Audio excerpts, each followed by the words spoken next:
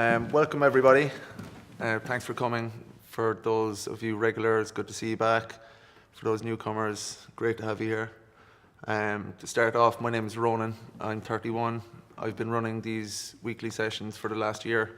The reason I started this is because I actually had an experience a couple of years ago where I felt like I couldn't talk to anyone and I needed to talk. So once I started these sessions, I realized, you know what, I'm actually not on my own. And everyone, man and woman, has experiences in their lives. I wake up in the morning and it's like, what's the fucking point in getting out of bed, like, you know? There's no point in getting up because I feel like there's no point to continue on in the day, like, you know? And then I just go out, I go out my own and I don't talk to anybody, and the thing spirals into just me, just me lost in my own head, not talking to anyone, walking around. I fucking go on big long journeys on myself just to hopefully find some resolve to this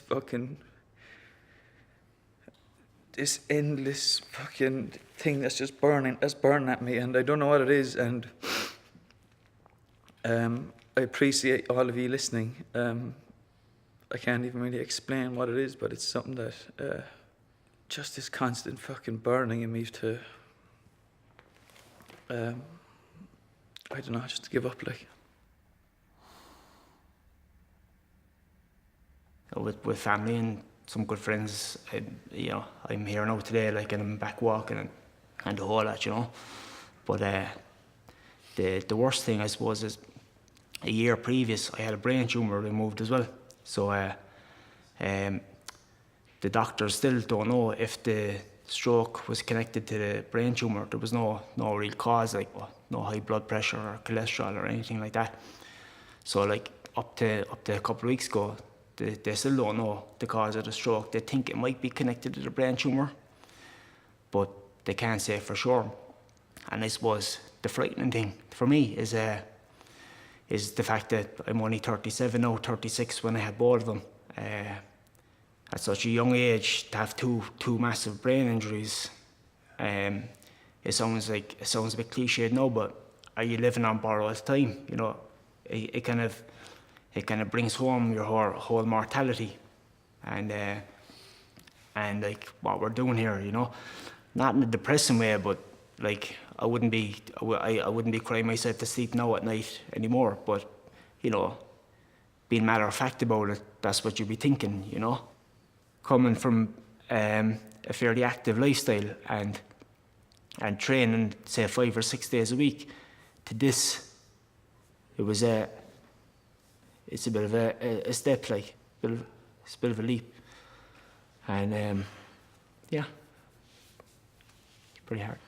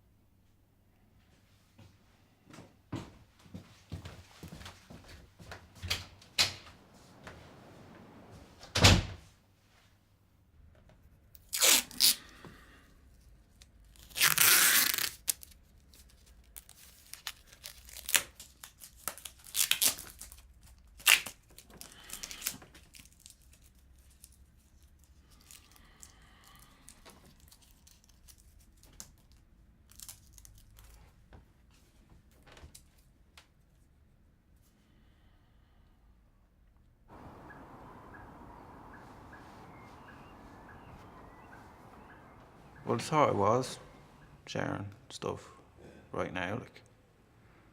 Don't know, I just feel a bit agitated, yeah.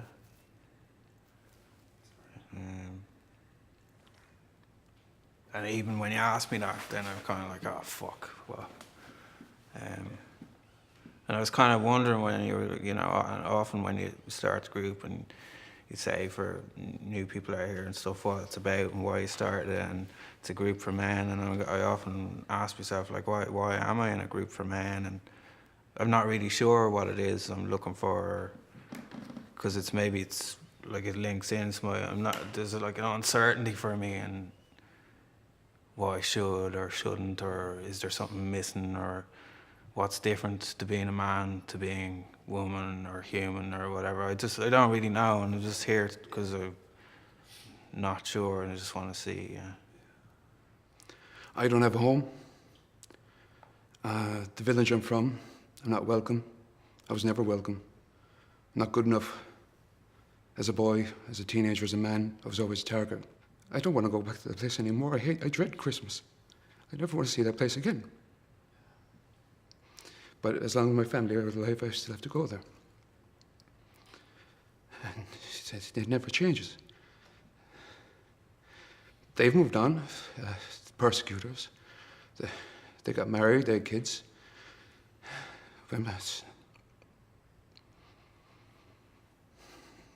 Cork's been more of a home to me than any other place, even though it was starting all over again with strangers. But I just can't wait till that day that I don't have to go back there anymore. You were asking about role models. Well, I'll tell you that none of them were there. It was when I got out of that place. All I can say is I don't have a home.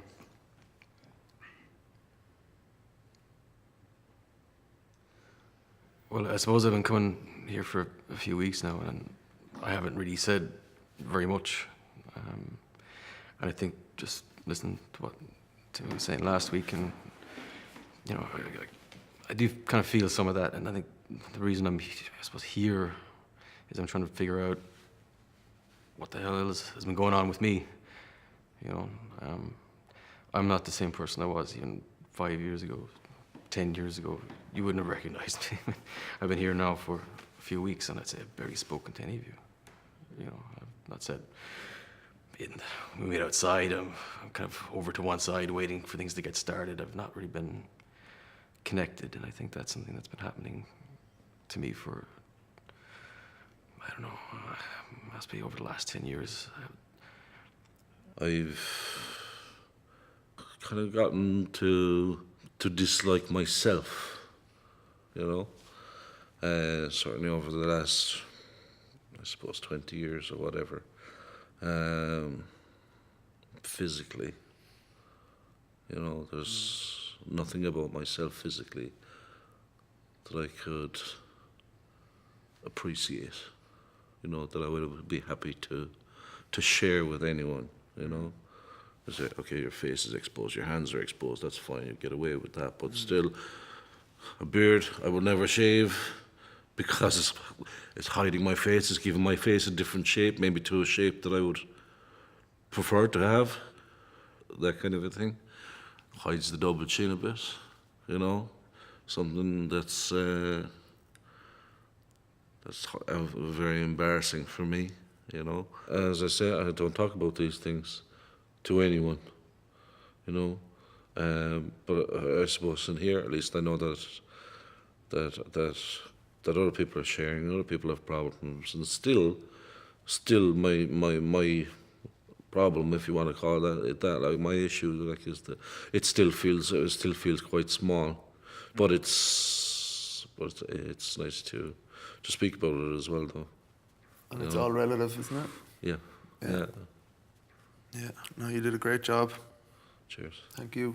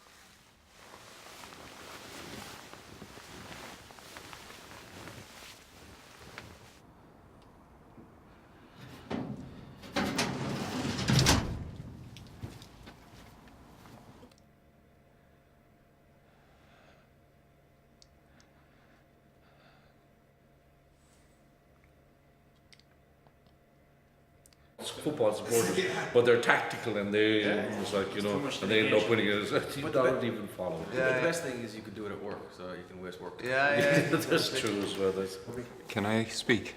Of course, can Kev. Yeah. I've been coming here the last few weeks and listening to everybody, and pretty much saying nothing. Last week I heard Kieran talk about a problem being too small to talk about. I guess it made me think about my own problem, that I was maybe belittling it. About 6 weeks ago, I woke in the middle of the night with my girlfriend on top of me, trying to have sex with me. And since that's happened, I've been struggling. I've been trying not to drink. I've been looking for drink in an old stash that I used to have. I'm a recovering alcoholic. I haven't had a drink in 14 months.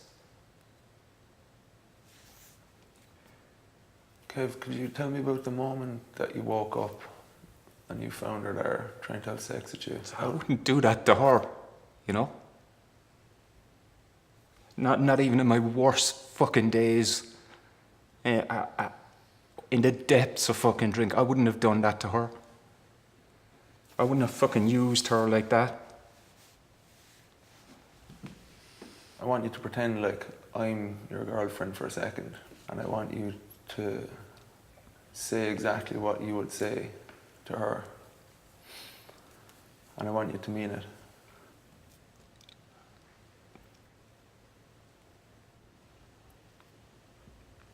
Why would you do that to me?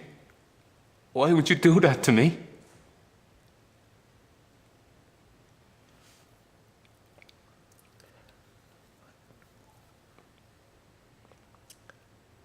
I just need some help. I need help.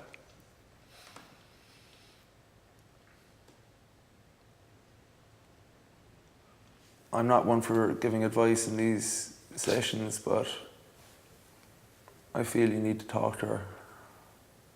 I feel she needs to see how much it's affecting you.